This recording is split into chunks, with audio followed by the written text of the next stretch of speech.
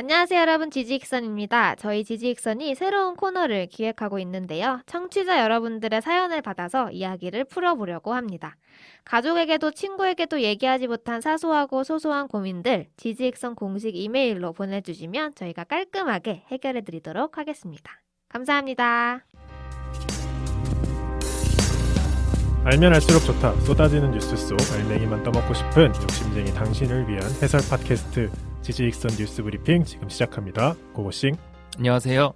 안녕하세요. 저는 경제와 IT에 관심이 많은 김범래입니다. 저는 국제정치에 관한 소식을 주로 전달해드릴 똘기입니다. 오늘이 그 뉴스 브리핑에서 똘기님의 마지막 에피소드. 마지막 녹음본입니다. 맞아요. 아이고. 기분이 이상하네요. 뉴스 브리핑이 앞으로 어떻게 될지 조금 고민되는 포인트이기도 한데 그래서 오늘 재밌는 얘기로 똘기님과 함께하는 뉴스 브리핑 마지막 에피소드를 좀 꾸며보려고 합니다. 네, 기대됩니다. 오늘 제가 준비한 주제는 이커머스 전쟁이라는 제목으로 준비를 해봤어요. 오. 이커머스가 혹시 뭔지 아시나요? 저는 바로 떠오르는 기업이 쿠팡. 쿠팡. 네. 정확하게 알고 계시네요. 네. 사실 커머스라는 단어는 원래 있는 단어고 거기다가 이제 알파벳 1을 붙인 거죠. 그렇죠. 이메일에 2천. 맞아요. 그래서 이제 전자상거래를 얘기하는 건데 지금 대한민국에서 전자상거래 전쟁이 일어나는 걸 혹시 알고 계세요? 저 언뜻 본 것 같긴 한데 그 쿠팡이 가장 잘 나가는 대표적인 기업이잖아요. 그러니까 이거를 다른 기업들이 좀 질투를 해서 그 사람들도 성장을 하려고 덩치를 키우고 있다 이런 것까지는 본 적이 있는 것 같은데요. 조금 비슷한데 네. 쿠팡뿐만 아니라 지금 이커머스를 다루고 있는 모든 기업들이 지금 전쟁 준비를 하고 있어요. 그래서 네. 어떤 전쟁 준비를 하고 있고 그 전쟁이 어떻게 흘러가고 있는지 오늘 좀 브리핑 해드리도록 하겠습니다. 알겠습니다. 지지익선 뉴스 브리핑은 청취자 여러분들의 댓글과 후원, 좋아요로 성장하고 있습니다. 후원해주신 모든 분들께 고맙습니다. 자, 기사가 하나 나왔습니다. 최근에. 카카오 선물하기 써보신 적 있죠? 네, 많이 써봤죠. 저도 똘기님께 몇 번 보내줬었는데. 굳이 언급하시네요. 네, 맞아요. 받아봤습니다, 부모님한테. 네, 카카오 선물하기로 급성장한 카카오의 자회사가 카카오 커머스예요. 그런 자회사가 있었습니다. 네. 근데 최근에 기사가 나왔죠. 이 카카오 커머스를 모기업인 카카오가 합병한다. 그러면 자기가 자식을 낳았다가 다시 흡수하는 거죠. 흡수하는 거죠? 네, 분사한 지 3년 만에 재결합인데 네. 지금 녹음을 하고 있는 게 21년 6월인데 6월 내로 이사회가 열려서 안건 상정 예정이고 합병이 진행된다면 2021년 연내로 합병을 완료할 예정이라고 합니다. 이게 왜 중요한 기사냐면 이 이커머스 시장이 지금 지각 변동하고 있다는 걸 알고 계시면 이 기사가 의미하는 게 뭔지 네. 조금 더 느낄 수 있습니다. 우선 대한민국 이커머스는 2020년 기준 1위가 네이버입니다. 네. 네이버에도 쇼핑이 있죠. 네이버 페이가 있죠. 네이버 페이도 있고 쇼핑도 있고 뭐 스마트 스토어 이런 거 있잖아요. 네. 네. 네이버 점유율 18%. 그러니까 전 이커머스 시장에서. 전체 이커머스 시장에서 2위가 똘기님이 말씀하신 쿠팡. 쿠팡. 네. 쿠팡이 13%. 이 둘의 탑2 싸움이 진짜 치열해요. 그럼 탑3가 어딜까요? 11번가? 11번가 아니에요. 우리나라 기업이겠죠? 우리나라 기업이 아니에요. 아마존인가요? 아니고요. 아마존 안 들어오지 않았나? 들어왔나? 어쨌든 탑3가 이베이예요. 이베이 많이 써요? 우리나라에서? 이베이 코리아라고 했으니까 뭐 굳이 얘기하면 한국 기업이라고도 할 수 있는데 이베이가 갖고 있는 게 옥션과 지마켓. 너무 옛날 추억을 불러일으키는. 옛날이라고 하면 이거 이베이 코리아 다니는 사람들 상처받아요. 그리고 옥션 지마켓을 애용하시는 분들도 있을 텐데 제가 사과의 말씀드리겠습니다. 아까 쿠팡이 13%라 그랬잖아요. 네. 이베이 코리아가 옥션 뭐 지마켓, 쥐구 뭐 이런 거 있는데 다 합쳐서 12%예요. 쿠팡이랑 1%밖에 차이가 안 나요. 아슬아슬하네요. 그죠? 하지만 꽤 많은 파이를 먹고 있죠. 네. 이 이베이 코리아가 시장에 매물로 나왔습니다. 왜요? 잘 안 됐나요? 이게 본사인 이베이 쪽에서 네. 뭐 자금 사정이라고만 밝히긴 했는데 그래서 이베이 코리아를 매각하겠다라고 얘기를 했습니다. 누가 삽니까? 그게 문제죠.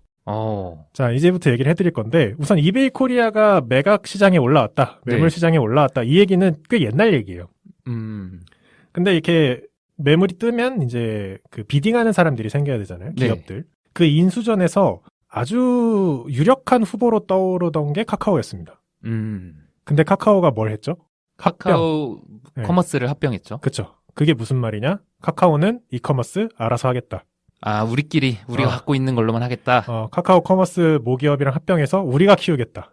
그리고 실제로 인수전에 들어오지 않습니다. 옥션하고 지마켓에는 관심이 많이 없는 거군요. 뭐 스스로 할 수 있다라는 판단을 한 거겠죠. 네. 그럼 나머지가 누구냐면, 나머지라고 하니까 좀 그러네.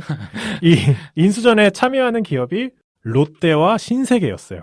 아직은 이커머스 시장에서는 활발하지 않은. 물론 이 친구들도 점유율을 가지고 있어요. 꽤. 이커머스에서요? 네네. 홈쇼핑 말고? 네네. 뭐 신세계 같은 경우에는 쓱닷컴. 그러네. 쓱닷컴이 있었네. 뭐 그렇게 얘기하면 좀 들어오죠? 네네. 자, 이렇게 인수전에서 싸우게 될 전망이었고 실제로 싸웠고요. 네. 여기서 결과적으로는 신세계가 이기는 모양새입니다. 우선 롯데가 3조 원 중반 정도를 제시를 했고요. 네. 신세계가 5조 원 중반 정도를 제시를 해서 지금 이베이에서 인수를 고민을 하고 있다. 그러니까 그 매각을 고민을 하고 있다고 해요. 롯데는 더 비딩을 안 올리고. 네. 근데 이게 뭐 3조 원, 5조 원 뭐 기업 입장에서 네. 그 정도 지를 수 있지라고 생각할 수도 있지만 큰 돈이에요. 저한테는 너무 큰 돈이에요. 일단 기업한테도 큰 돈이에요. 네. 생각해보면 똘개님이 초입에 옥션 지마켓 했을 때 뭐라 그랬어요? 옛날 향수를 불러일으키는. 그쵸. 조금 오래된 느낌이 있죠. 네. 그거를 가지고 와서 얻을 수 있는 이익이 과연 5조 중반어치를 하느냐. 그런 고민을 할 수 있잖아요. 네. 근데 우선 신세계는 5조 원을 질렀는데 이게 혼자 지른 게 아닙니다. 누구랑 팀을 이뤘어요? 네이버와 동맹을 맺었어요. 네이버랑 신세계랑 팀을 이뤄서 5조. 네. 대신에 네이버는 그 지분을 조금 달라고 했나? 그런 식으로 조금 얘기를 해서 좀 도움을 준 건데 네. 만약 신세계, 네이버, 이베이 코리아가 합쳐진다. 네. 지금 가장 가능성이 유력하거든요. 네. 그럼 점유율이 33%가 됩니다. 1위를 굳히는 거네요. 1위를 굳히는 거죠. 네. 네이버 입장에선 1위를 굳히는 거고 신세계 입장에선 도약하는 거고 이베이 입장에서는 비싼 값에 판 거죠. 그쵸. 뭐 윈윈일지 뭐 승자의 저주에 의해서 어떻게 될지 모르겠지만 네. 자, 이렇게 지금 이커머스 시장이 전쟁입니다. 이 전쟁인 이유는 코로나 때문이에요. 코로나로 인해서 사람들이 이커머스를 많이 이용하게 돼서인가요? 맞아요. 온라인 구매나 유통이 정말 말도 안 되게 활발합니다. 그쵸. 지금 주식을 좀 하시는 분들은 아시겠지만 코로나가 터지고 가장 떡상한 종목이 뭐냐, 가장 잘 오르는 종목이 뭐냐, 네. 언택트주라고 하죠. 뭐 네이버, 카카오 이런 언택트주들. 그쵸. 그리고 또 이렇게 쿠팡처럼 비대면으로 뭐 배송을 바로바로 해준다든지 네. 이런 이커머스 시장. 왜냐하면 우리가 대면으로 쇼핑을 안 한 지 꽤 오래됐잖아요. 꽤 오래됐죠. 이러한 그 비대면 열풍을 가장 열심히 주워먹고 있었던 건 쿠팡이었어요. 네. 왜냐하면 쿠팡은 독자적인 배송 체인을 가지고 있죠. 그러니까 이게 택배 업체를 끼고 있다든지 뭐 그런 게 아니라 뭐 흔히 얘기하는 쿠팡맨 혹은 뭐 쿠팡 버디라고 부르던데 뭐 그런 것도 있고 배송 체인을 독자적으로 가지고 있기 때문에 굉장히 잘 주워먹고 있었습니다. 네. 성장도 잘하고 있었고 뭐 최근에 상장도 멋들어지게 한번 했죠. 네. 쿠팡이 얼마나 잘 나가냐면요. 2019년 기준에 가지고 있는 배송센터가 168개. 전국에? 네. 근데 168개라고 하면 전국에 168개? 몇 개 없네? 라고 생각할 수도 있는데 이게 전국에 있는 이마트 점포 개수와 비슷합니다. 오. 그렇게 생각하면 생각보다 많아 보이죠. 그리고 전국에 시군구가 한 220개 정도 되는데 거기에 3분의 2 정도는 꼭 쿠팡의 배송센터가 있다는 거잖아요. 그렇죠. 그래서 쿠팡에서 밝히기로는 10분 내에 배송할 수 있는 사람들이 그러니까 쿠팡 기준에서 10분 내에 배송할 수 있는 사람이 3,400만 명. 그 고객이요? 그렇죠. 쿠팡 입장에서 네네. 정말 맘먹고 달려가면 10분 내에 갈 수 있는 곳이 3,400만 명 정도 커버리지를 확보하고 있다. 와, 엄청나다. 엄청나죠. 그리고 쿠팡은 직접 고용자 수도 굉장히 많아요. 방금 얘기 드린 것처럼 독자적인 배송 체인을 가지고 있기 때문에 직접 고용자가 되게 많은데 네. 한 3만 7천 명? 와. 이게 우리나라 국내 기업 중에 아마 탑 10 안에 들 거예요. 기업 그 채용 규모로. 진짜 잘 컸네. 자, 이렇게 쿠팡이 앞서 나가고 네. 있으니까 사실 네이버도 뭐 신세계도 조금 똥줄이 타는 거예요. 그렇겠네요, 네. 진짜. 지금은 쿠팡이 탑 2 정도에 머물고 있지만 어디까지 성장할지는 모르거든요. 그리고 네이버가 스마트 스토어 같은 플랫폼을 가지고 있지. 네. 독자적인 배송 체인을 갖고 있는 게 절대 아니에요. 그러면 그렇죠? 어떻게 뭐 위탁을 하는 건가요? 맞아요. 그거 좀 이따 얘기해 드릴 건데 우선 네이버가 처음에 이 시장에 들어올 때 생각은 뭐냐면 플랫폼을 제공하자.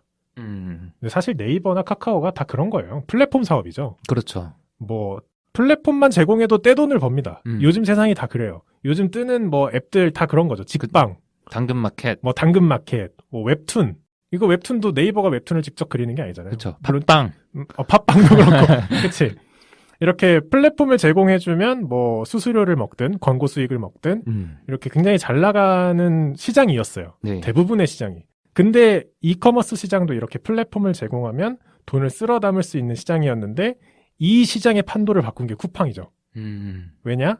로켓 배송이라는 새로운 배송 패러다임을 시장에 제시하면서 쓸어 담기 시작했죠. 네. 그래서 이전까지 동일한 전략을 고수하던 롯데나 신세계, 네이버는 굉장히 큰 위협을 받게 되고요. 네. 그 와중에 이베이 코리아는 철수를 선언하고, 그러니까 쿠팡 빼곤 다 모양새가 안 좋은 거예요. 지금까지 보면. 자, 그리고 아까 이제 똘기님이 말씀하신 것처럼 그럼 다른 애들은 어떻게 하고 있냐? 네. 배송을 어떻게 하고 있냐? 배송을 전문적으로 하는 기업과 계약을 해요. 그 중에 가장 유명한 게 어디죠? CJ 대한통운. 그렇죠. 네. 그래서 그 네이버나 뭐 신세계 이런 데는 CJ 대한통운이랑 지분 투자나 지분 교환 같은 걸 진행해서 물류를 좀 전문화한 기업에 맡기고 있어요. 네. 그러니까 물류를 고도화하긴 해야 되는데 네. 쿠팡이 열심히 하고 있으니까 그거를 CJ 대한통운이랑 하고 있는 거죠. 그러니까 네이버에서 뭔가를 주문하면은 문자로 대한통운입니다. 뭐 아니면 한진택배입니다. 이런 식으로 오는데 쿠팡에서 주문을 하면은 쿠팡에서 오죠. 쿠팡에서 그런 세세한 디테일은 평소에 생각을 잘 안 하잖아요. 저는 안 하는데 그런 게 있었군요. 네. 그래서 이게 처음에 얘기한 거 보면 대한민국 이커머스 시장이 네이버 18%, 쿠팡 뭐 13%, 뭐 이베이 코리아 12%, 뭐 비등비등하고 뭐 각자 잘 이렇게 삼각구도 형성하면서 잘 사는 것 같은데 네. 약간 천하 삼분지게처럼 잘 사는 느낌인데라고 네. 하지만 이 약간 안쪽을 들여다보면 지금 이 이커머스 시장의 판도를 바꾸고 있는 쿠팡을 보고 나머지 기업들이 엄청난 고민을 하고 있습니다. 예, 그 와중에 생기는 게 이제 이베이 코리아 인수전. 지금 신세계 네이버 동맹이 이길 걸로 거의 확실시되고 있고요. 네. 그리고 또 CJ 대한통운과 같은 전문 이런 배송업체와의 계약 혹은 지분 투자, 네. 뭐 지분 교환 이런 걸 통해서 또 반전을 꾀하고 있는 거죠. 그래서 좀 정리를 해보면 지금 여러분들이 이 팟캐스트를 듣고 있는 와중에도 네. 손가락을 몇 번 까딱까딱하면 물품이 집으로 옵니다. 그렇죠. 그게 2021년의 대한민국이에요. 까딱까딱하면 뭐 마켓컬리 이런 거 생각해보면 뭐 다음날 동이 트기 전에 오죠. 진짜 새벽 4시에 온 적도 있어요. 그러니까. 근데 이런 물류 혁신을 생각해보면 물류 혁신을 조금만 더 생각해보시면 깊게 생각해보시면 네. 기존의 물류망으로는 가능하지 않은 것들이에요. 쿠팡이나 마켓컬리가 등장하기 전에 가지고 있던 네. 뭐 굳이 레거시라고 얘기를 하자면 그런 레거시의 배송 전략으로는 구현할 수 없는 서비스들이에요. 그렇죠. 이거는 우체국도 못할 것 같아요. 그렇죠. 이렇게 그렇죠. 촘촘하게 하는 거는. 근데 이걸 쿠팡과 뭐 마켓컬리가 시장에 선점을 했고 그리고 실제로 소비자들한테 굉장히 좋은 호응을 받고 있잖아요. 굉장히 편리하게 만들어줬죠, 사람들을. 그러면 보통 이렇게 신기술이 세상에 등장하면 가장 타격을 많이 받는 건 기존의 레거시로 높은 성을 쌓은 기업들. 그게 갑자기 바뀌기가 쉽지 않거든요. 그렇죠. 그래서 이제 많은 타격을 받게 되는데 그게 지금 네이버와 뭐 신세계 롯데라고 평가를 받고 있는 거예요. 그걸 어떻게 바꿀 것이냐. 어떻게 네이버가 뭐 로켓 배송을 할 수 있느냐. 네. 뭐 그런 얘기로 나오고 있는 거죠. 그래서 지금 이 물류 혁신이 나오면서 앞으로 어떻게 바뀔지도 굉장히 기대됩니다. 지금 쿠팡이나 마켓컬리는 잘하고 있고 네. 나머지 기업들이 당일 배송이나 새벽 배송 이런 걸 어떻게 수행해 나갈 건지 그리고 어떤 기술을 접목할 건지도 굉장히 뭔가 주목할 만한 포인트고요. 이런 물류 혁신과 관련된 기술도 계속 발표되고 있어요. 그러니까 드론으로 배송을 한다라는 얘기가 나왔던 게 몇 개월 전 이야기 같은데 아직 뭐 실용적으로 쓰이고 있지는 않은 거죠. 우선 한국은 아파트여서 드론으로 배송하기가 좀 힘들고 조금 어렵겠네요. 네, 뭐 이렇게 주택가면 모르겠지만 네. 네, 그리고 또 개인정보 문제도 있고 또 지금 드론 같은 경우는 규제가 심하죠. 날릴 수 있는 데가 또 좀 제한돼 있고 그러네요.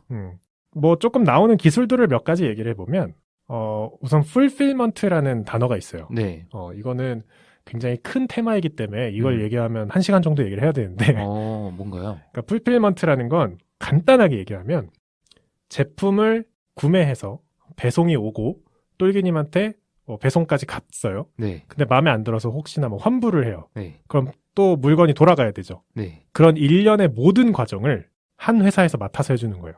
아. 그러니까 쿠팡에서 물건을 사요. 네. 뭐 예를 들어서 뭐 신발을 하나 샀어요. 네. 근데 신발이 왔어요.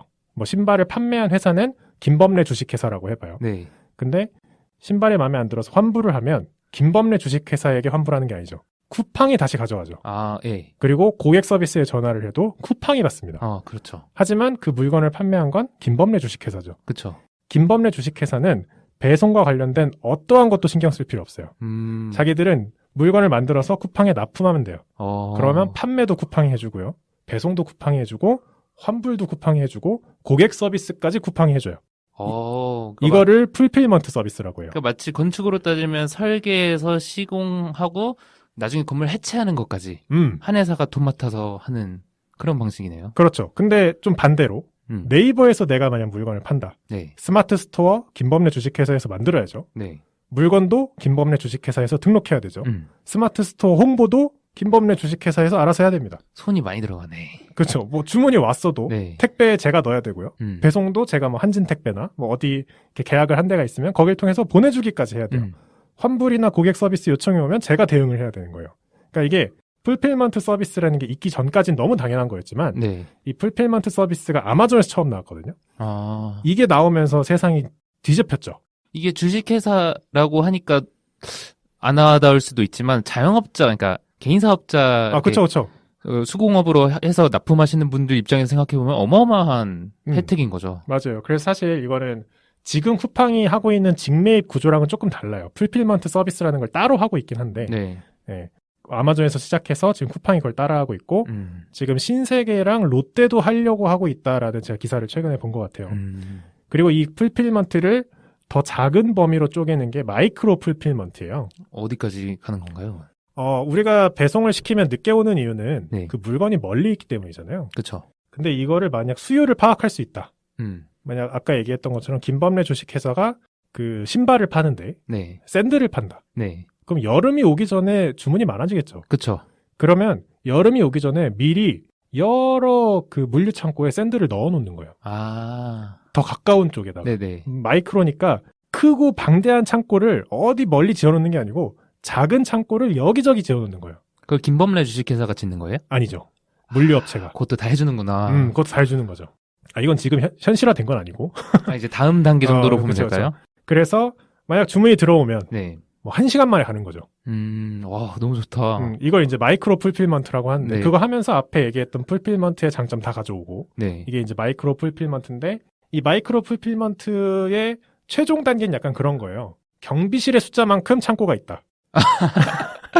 그러면 한 10분 만에 오겠네요? 10분이 뭐야? 집에 가서 찾아서 들어가면 되지. 근데 너무 극단적인 단계 아닌가요? 근데 뭐 네. 기술이 가능하다면 가능하죠. 근데 만약 그게 어쨌든 수요를 예측을 해야 되는 건데 리스크가 그만큼 좀 커지겠네요, 그러면? 근데 뭐 창고에 갖다 놨는데 주문이 없어도 좀 오래 걸릴 뿐이지 다른 데로 또 배송하면 되죠. 되니까. 네. 이게 이제 풀필먼트와 마이크로 풀필먼트라는 기술이고요. 또 하나가 피킹 기술이에요. 피킹? 네, 이게 저도 물론 물류업체에서 일을 해보진 않았지만 네. 대부분 자동화돼 있고 로봇이 일을 하지만 일을 못하는 게 작은 물건을 선별해야 될 때예요. 예를 들어서 똘기님이 쿠팡에서 올리브영 머리끈 3개를 주문했습니다. 네. 어떻게든 포장은 해야 되죠. 네. 근데 그 머리끈이 박스에 수십만 개가 들어있을 거 아니에요. 그쵸. 그 중에 3개를 집어서 소포장을 하는 건 네. 아직까지는 사람의 몫입니다. 근데 이 피킹 기술을 로봇이 점점 따라잡고 있어요. 어느 정도로 따라잡고 있냐면 똑같은 물건에서 몇 개씩 집어서 소포장하는 수준이 아니라 네. 여러 개의 박스에서 똘기님이 주문한 목록대로 피킹을 해서 그거를 소포장하는 것까지. 지금 하고 있어요, 그렇게? 아직 현실화된 거는 많지 않은 걸로 알고 있긴 한데 이게 이제 넥스트 기술로 많이 나오고 있는 거죠. 네. 그러니까 예를 들어서 뭐 식료품이라고 하면 당근, 감자, 양파를 시켰으면 지금까지는 대량의 당근을 분류하는 건 기계가 하더라도 네. 똘기님이 당근 하나 주문했네. 그 당근 하나를 넣는 건 아직까지 사람의 일이었지만 그것까지 기술이 할 수 있다. 그게 이제 피킹 기술이고. 신기하다. 그리고 세 번째로 또 얘기 나오는 게 군집주행. 군집주행? 네, 그 트레일러, 큰 트럭 트레일러들이 네. 이렇게 물건을 싣고 움직이잖아요. 네. 그게 이제 물류의 기본 중에 기본인데 이게 한 사람이 하나의 트럭만 운전할 수 있잖아요. 그쵸. 그래서 트럭이 점점 커지는 거잖아요. 그쵸. 뭐 1톤 트럭부터 막 수십 톤 트럭까지. 네. 근데 이 군집주행이라는 건 뭐냐면 맨 앞에 트럭이 운전자가 타 있고요. 네. 뒤에 있는 트럭은 따라옵니다. 견인처럼요? 근데 이게 물리적으로 연결된 게 아니고요. 인공지능으로 자율주행으로 따라와요. 그 뒤에는 사람 운전자가 없군요. 네, 맞아요. 그렇게 해서 뭐 약간 기차 같은 느낌이긴 한데. 기차라고도 볼 수 있고 뭔가 그 양치기 개라고 볼 수도 있겠네요. 그렇죠. 그래서 만약 드라이버를 한 명만 고용해서 트럭을 3개를 운전할 수 있다면 비용 절감 플러스 물동량이 장난이 아니겠죠. 그렇네요. 사람이 없는 자율주행은 조금 아직까지는 불안불안하잖아요. 네. 하지만 맨 앞에서 한 사람이 운전을 해주기 때문에 이건 가능할 수 있다라고 지금 좀 기대받는 약간 기술이고 이런 게 지금 많이 나오고 있습니다. 물류 혁신에서 다 쓸 수 있는 기술들이죠. 네. 그리고 이 물류 혁신 기술의 끝판왕이 하나 있어요. 기대되는데? 뭘까요? 혹시 뭐 이런 거 있었으면 좋겠다 뭐 그런 거 없나요? 저는 지금 당장 떠오르는 건 텔레포트. 뭐라는 거야? 너무 같나요? 너무 같네. 뭐가 있을까요? 선 배달이라는 게 있어요. 선 배달? 네. 그러니까 써보고 마음에 안 들면은 환불?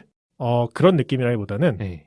써보고까지는 아니고 네. 예를 들어서 똘개님이 생수를 시켜 먹는다고 쳐봐요. 네. 그럼 생수가 부족해지면 주문을 하겠죠. 네. 근데 주문을 하기 전에 생수가 옵니다. 구독 서비스 아니에요? 구독 서비스는 한 달에 한 번이잖아요. 네. 뭐 일주일에 한 번? 네. 그게 아니고요. 이 사람의 소비 패턴을 보는 거예요. 그것도 인식을 해서. 네. 만약 예를 들어서 뭐 사는 물은 생수는 뭐 2리터짜리 6개 보통 뭐 이렇게 사면 똘기님은 1인 가구니까 뭐 2달 동안 먹을 수도 있고 3달 동안 먹을 수도 있잖아요. 네. 근데 그거를 본인이 2달 뒤에 정기 배송 이런 게 하는 게 아니라 이 배송 업체에서 이걸 보고 이때쯤 얘가 이게 필요할 거야. 그래서 미리 보내요. 받을 거면 집 안으로 들고 가면 되고요. 집 앞에 그대로 두면 다시 가져갑니다. 너무 좋다. 이게 바쁜 사람들한테는 진짜 꿀이 되는 기술일 것 같은데요. 근데 이게 사실 수요 예측의 끝판왕이죠. 그러니까 너무 어려울 것 같은데요. 그리고 대한민국 정도로 이렇게 치안이 유지되는 그걸 훔쳐가지 않는다는 그런 사회가 구축된 곳에서만 할 수 있는 거긴 한데 이게 사실 지금 물류 혁신의 끝판왕이다. 그렇게 평가를 받고 있어요. 그러니까 만약에 운송 비용이 최저하가 된다면 이 사람이 안 써도 다시 회수하는 비용이 뭐 얼마 안 되니까 그거보다 이 소비자의 삶을 윤택하게 해서 이 우리 시장으로 끌어오는 그 수익이 더 크다 보니 이런 기술이 가능할 수 있겠네요. 그렇죠. 저도 이거 되면 너무 좋을 것 같아요. 저도 정기적으로 사는 거 꽤 많거든요. 그렇죠. 너무 많지 않아요? 근데 이걸 정기 배송으로 하자니 그 기간 내에 못 먹을 것 같고 약간 그런 게 좀 있는데 이런 선 배달 기술도 앞으로 물류 혁신에서 기대되는 기술 중 하나입니다. 그래서 이런 뭐 기술력으로 보자면 뭐 네이버나 쿠팡이 조금 유리하지 않을까. 아무래도 IT 업체의 성격이 있으니까 그렇게 생각이 돼서 어떤 기업이 이 이커머스 시장에서 최종 승리자가 될지 아니면 천하가 3분지게 돼서 피 터지게 싸울지 그것도 기대되는 대목입니다. 저는 이커머스 전쟁이라고 해서 소비자들한테 쿠폰을 막 뿌리는 헬리콥터 이렇게 분사하듯이 뿌리는 그런 전쟁이 일어난 줄 알고 되게 좋아했는데 더 좋아할 뉴스네요. 앞으로의 진보가 기대가 되는 그렇죠. 그런 뉴스입니다. 아마 제가 기대하기로는 이렇게 물류 전쟁이 시작되면 배송비가 없어질 수도 있어요. 그렇죠. 지금의 2천 얼마 하는 것들이 아예 없어지는 거죠. 지금 사실 쿠팡에선 그거를 노리고 있죠. 실제로? 네. 왜냐하면 독자적인 물류 체인을 갖췄기 때문에 만약에 제품을 팔아서 내는 수익으로 배송비가 충당이 된다면 경쟁력을 위해서 배송비를 없앨 수도 있어요. 그럼 뭐 16%가 아니라 한 40%, 50% 점유하겠는데요, 시장을? 물론 그 외로 딴 게 더 비싸지겠죠? 뭐 그런 게 있겠지만 근데 약간 그런 거죠. 기존에 택배 회사 끼고 일하던 이커머스에게 기관총을 갈기는 거죠. 그러네요. 뭐 그런 느낌으로.